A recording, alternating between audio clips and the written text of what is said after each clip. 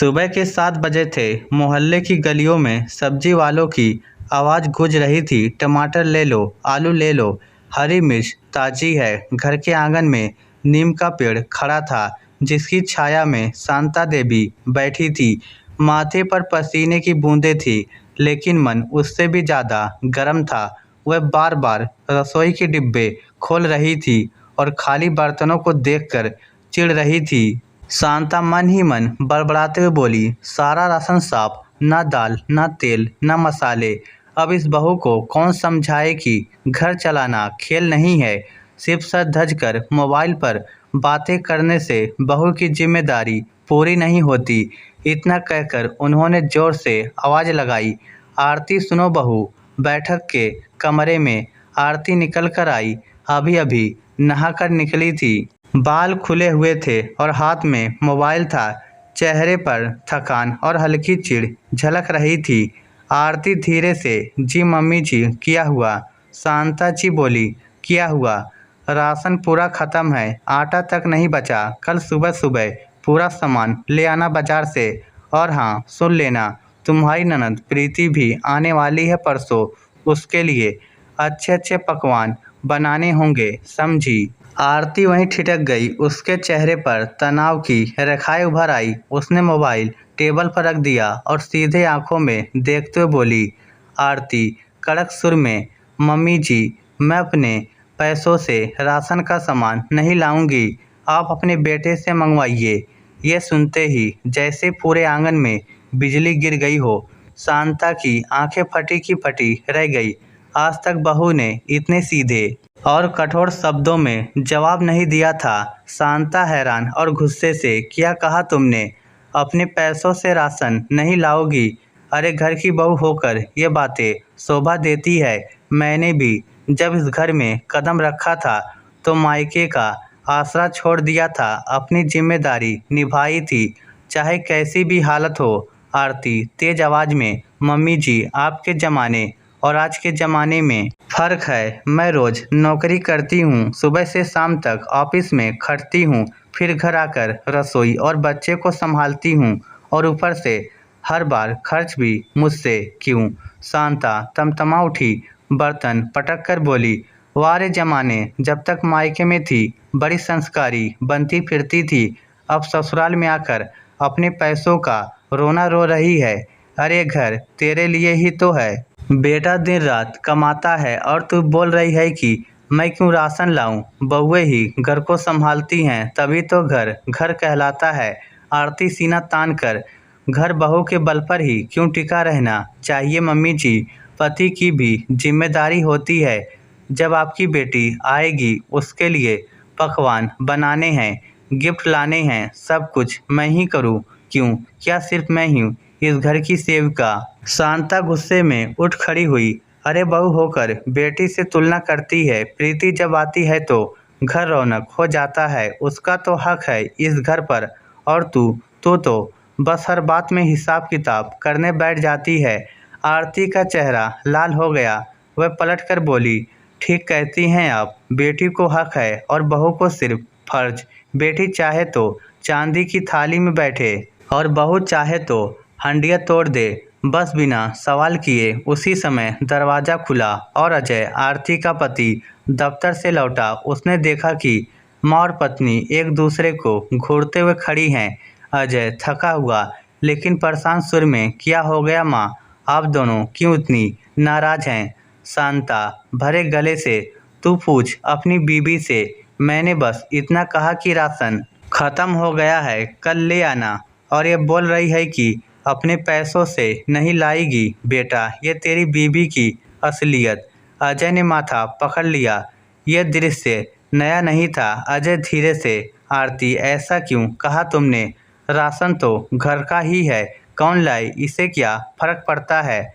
आरती कड़ाई से, फर्क पड़ता है अजय, हमेशा मुझसे ही क्यों कहा जाता है? जब भी कोई खर्चा होता है, चाहे प्रीति दी आए, चाहे पूजा हो, चाहे गिफ्ट देना हो, सब मुझसे क्यों? तुम्हारी माँ मुझे एटीएम समझती हैं क्या?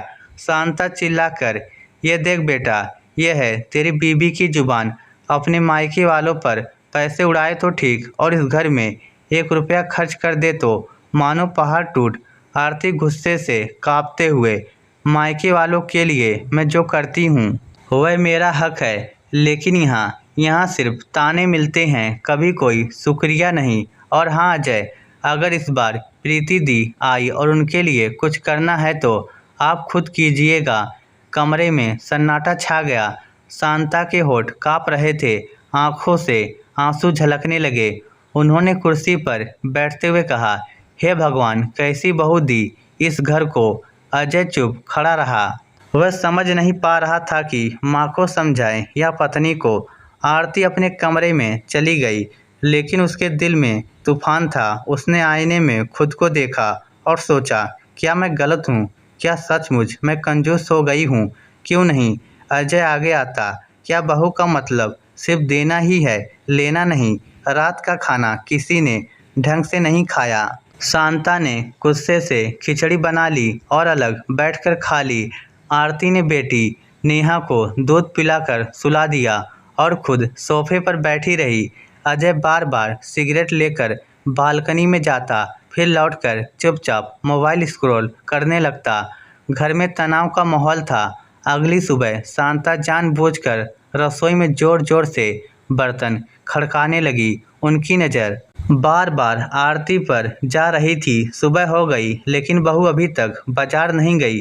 देख लेना, अगर आज राशन नहीं आया तो घर का चूल्हा भी नहीं जलेगा। आरती ने अनसुना कर दिया। उसने बेटी को स्कूल के लिए तैयार किया और खुद ऑफिस के लिए निकलने लगी। आरती ठंडे स्वर में, मम्मी जी, मैं ऑफिस जा रही हूँ, बाजार जाने का टाइम नहीं है। शांता जहर घोलते हुए, जाना है तो जाओ, लेकिन याद रखना, जब तक राशन नहीं आएगा इस घर में ताला लग जाएगा। न रोटियां बनेंगी, न दाल चढ़ेगी। देखती हूँ कैसे चलता है तेरे पति का पेट। आरती एक पल को ठिठकी, फिर बिना कुछ कहे बाहर निकल गई। उसने मन ही मन कसम खाई, अगर हर बार मुझे ही नीचा दिखाना है तो अब मैं भी चुप नहीं रहूंगी। सुबह की धूप तेज हो चुकी थी, लेकिन घर के अंदर का माहौल उतना ही अंधकारमय था। शांता सुबह से ही चुपचाप बैठी थी। रात की लड़ाई उनके दिल में चुभी हुई थी। आरती भी ऑफिस चली गई थी। जाते जाते उसने जानबूझकर नज़रें मिलाने से परहेज किया।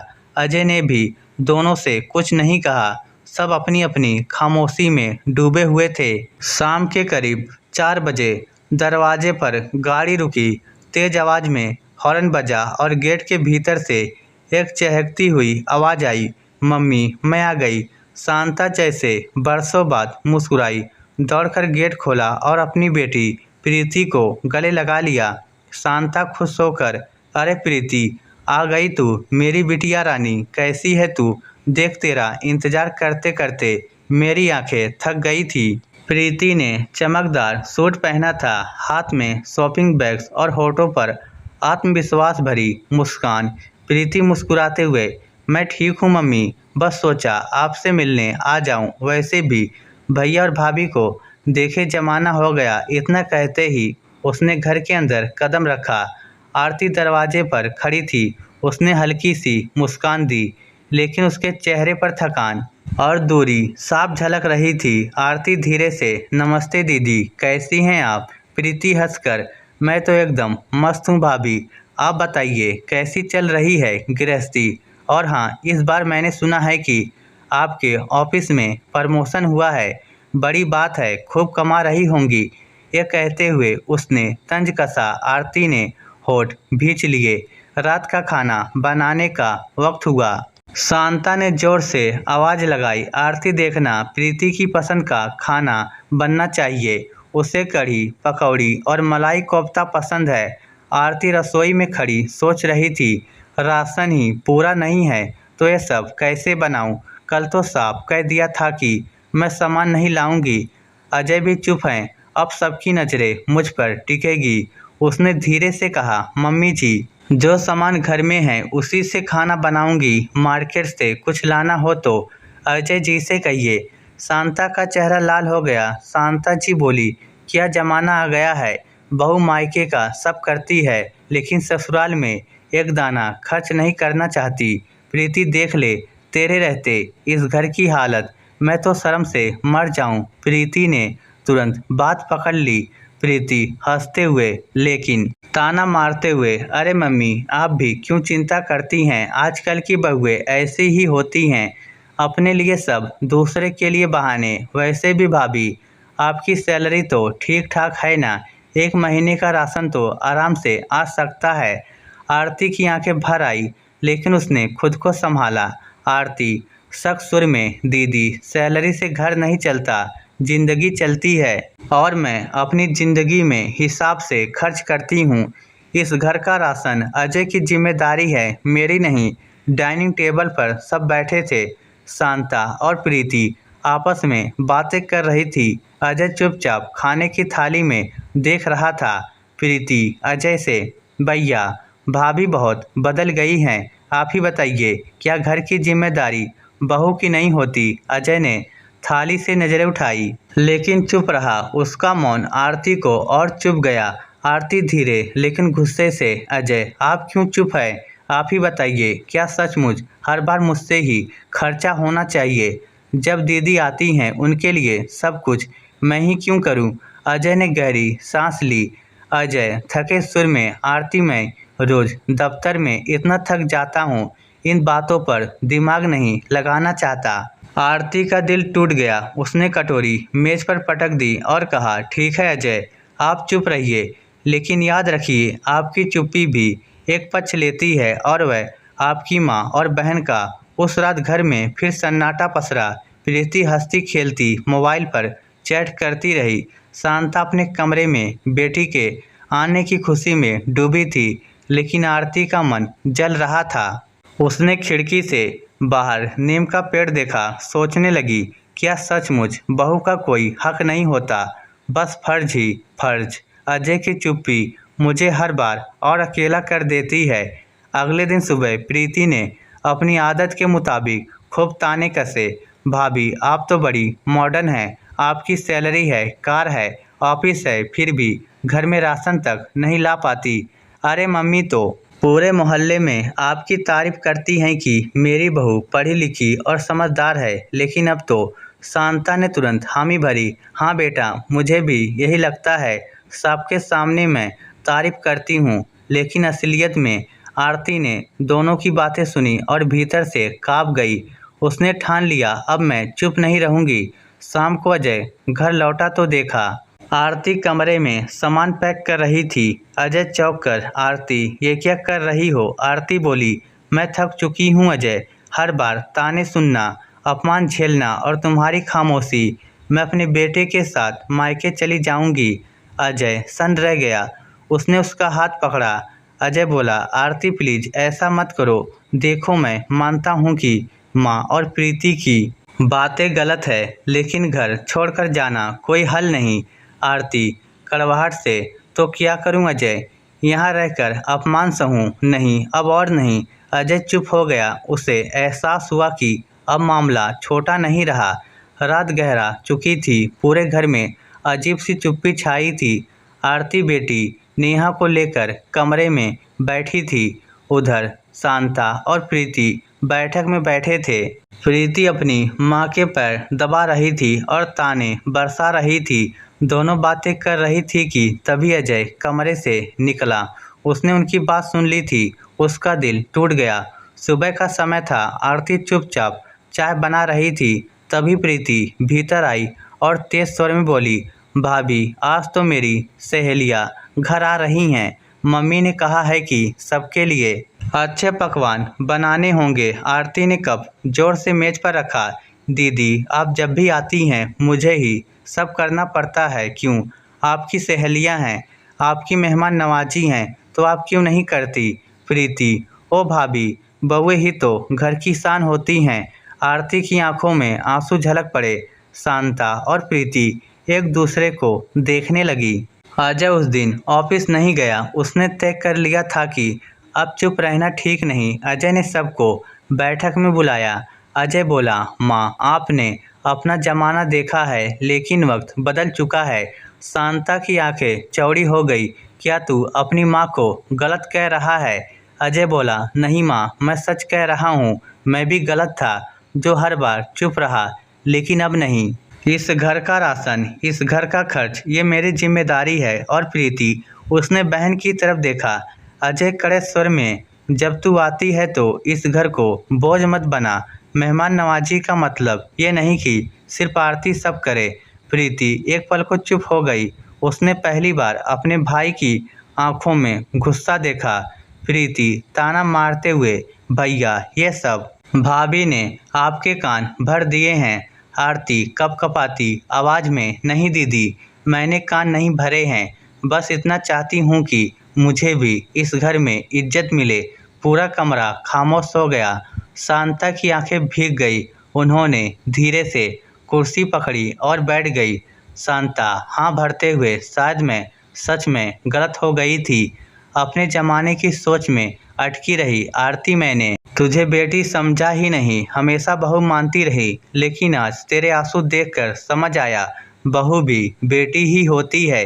प्रीति अब भी चुप नहीं थी। मम्मी, आप तो हमेशा भाभी का पक्ष लेती हैं, मैं ही गलत क्यों लगती हूँ? अजय ने सख्ती से कहा, क्योंकि तू बहन होकर आग में घी डालती रही। तेरा काम माँ को संभालना था, घर को जोड़ना था, लेकिन तूने रिश्तों में दरार डाली। प्रीति का चेहरा उतर गया। वह चुपचाप उठी और कमरे में चली गई। आरती ने पहली बार राहत की सांस ली। उसने अजय की तरफ देखा। आरती धीरे से, धन्यवाद अजय, आज आपने मेरा दर्द समझा। अजय ने उसका हाथ थामा।